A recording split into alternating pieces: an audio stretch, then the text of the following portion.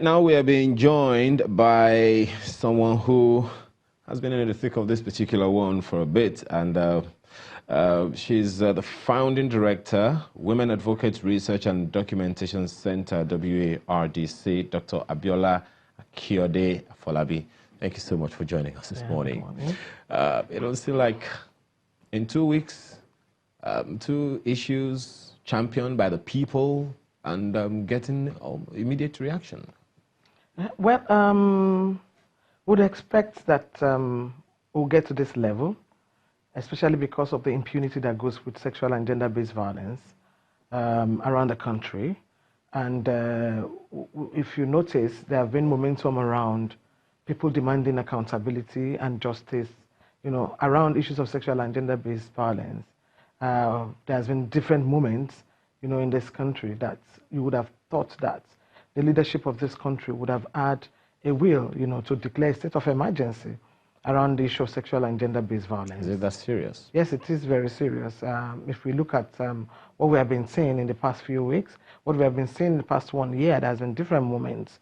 We have had situations whereby there have been assault, threats, even when we had the last administration of even at the Senate level, where a particular senator had threatened another senator, of assault. And of course, even what we saw yesterday, because the point is also that violence is becoming like, a normal behavior, and because it's also not being checked and there are also no deterrents whatsoever. You can see that, happening from Monica Osage's case to the Koza matter, to this matter again, shows that there's actually something really, very, very wrong in terms of how violence is being accepted, as a way of life, in the country. So sometimes one of the challenges that one would address to this, but for that CCTV footage, one of the challenges that anyone would adduce to the so-called or seeming impunity would be that of evidence. You're a lawyer. I mean, it'll be, how would anyone be able to prove sexual violence if there was no evidence? Okay, that's with the Koza or with this? Even without for instance, this assault case, for instance, well, if there was the no assault footage. case, the footage, what the footage has confirmed is that there was evidence of assault.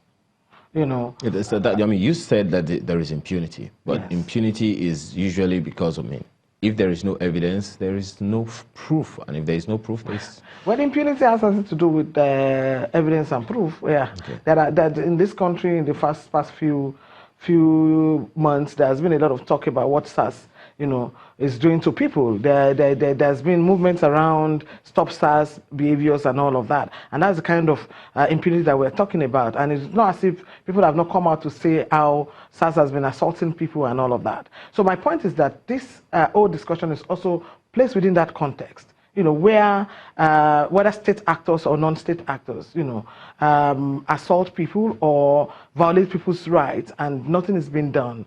It makes anybody who is also in the position of power, to put himself in that power, to be able to control the police and aides that are attached to him, to arrest, because from the footage of that video, you can see that he was even asking, you have to arrest him, I can close down, it was not yet a senator even at that point, saying that it was going to be able to close down the entire shop. So look at how the abuse of power, whatever power that even had at that point in time, because it was still a senator in waiting. So he was already, wielding that kind of power. So my point is that there's a lot of impunity around, people doing things that violate other people's rights and thinking that there's nothing anybody can do about it. I would have expected that, since those police officers who were there were detailed by, the police to support the man as the senator now. Then he wasn't a senator, so probably he's categorized as a VIP or somebody in danger, because I don't know why he had so many aides, supporting him even at that point in time. So if they have people supporting the so-called VIP, they should also have a way of getting feedback about what happened, in the course of the kind of support that they are having for him. If they had that, they would not be talking about that. They would have record that such a thing happened, and the police who were with him at that point would have reported back, to the police, that something happened, that could, that shows that a violation had occurred. So my point is that what happened also shows that we have a very weak institution. The taxpayers' funds, is being spent. When you say weak institution, what institution are you talking about? Yeah, I'm talking about institutions like police, and all of that. If you have a strong police institution, they would know what happens to their aid when they attach, what they happen to the police when they attach, police to VIP. So is that a function of the weakness of the system or reporting line? Well, it's weakness of the system because every system must have like a monitoring and a feedback, mechanism that is strong. So my point is that police send everybody out. They don't know what happened to them. We have seen in this country where an aide of nearly killed a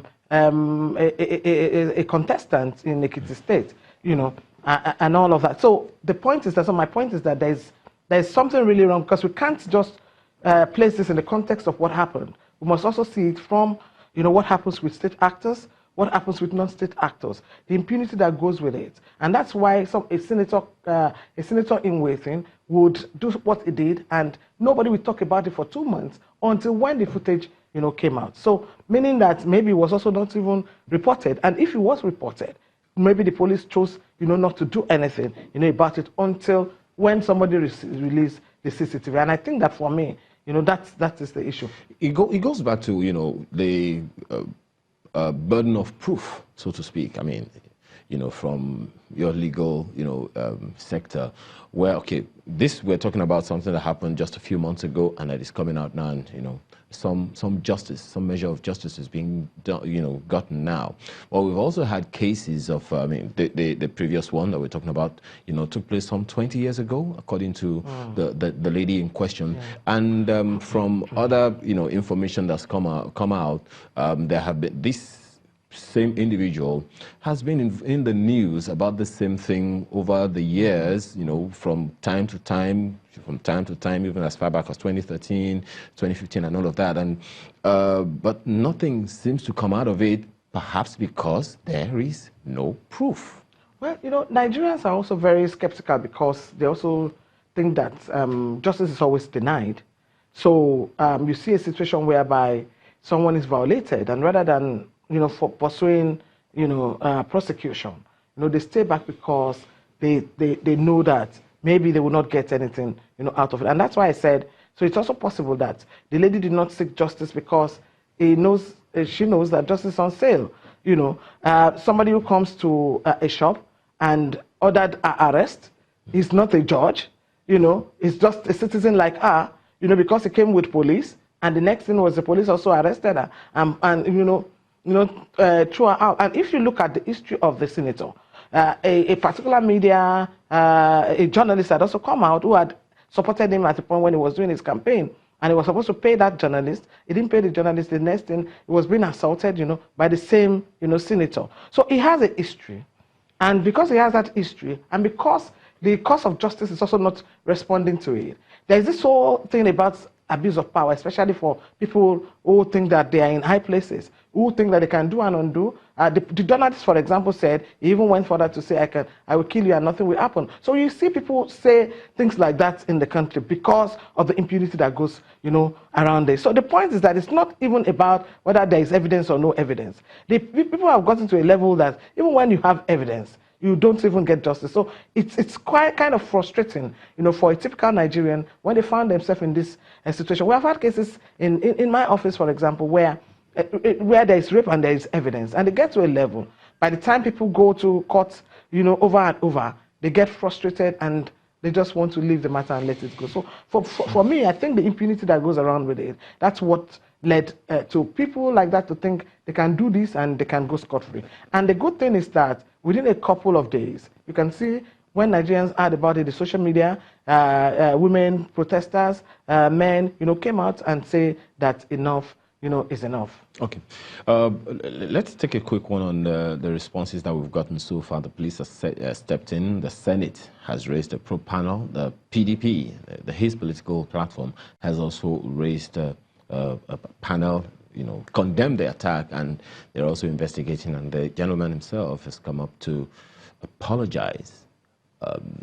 Do you see that being enough? Do you see that being a deterrence for anyone else who has such thoughts? It's not enough, but I think that we need to put it in context.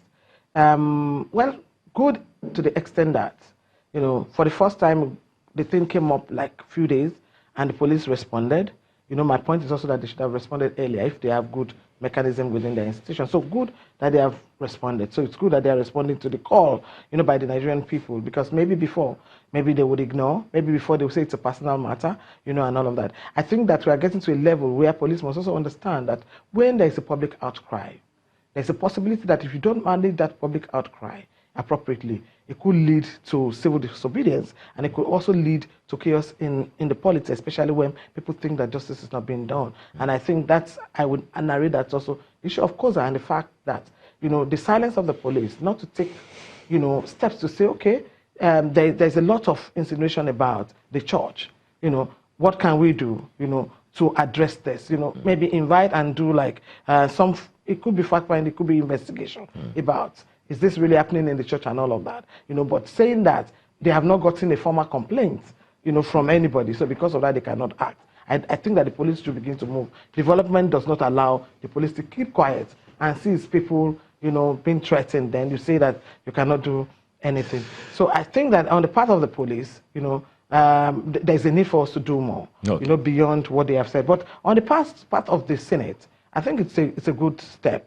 And I'm saying that because I know that within the Senate, there was a case of Senator Tinubu and Senator Dino Milai, some years back, and nothing like this happened. The Senate did not cause an inquiry or, cause a panel in that regard. All right, then, it's a fine place to leave it at this point. We have to thank you very, very much for being a part of this program today and sharing your comments and experience. Dr. Abiola Akiyode Afolabi is the founding director, Women Advocates Research and Documentation Center, WARDC. Thank you so much for being a part of this conversation.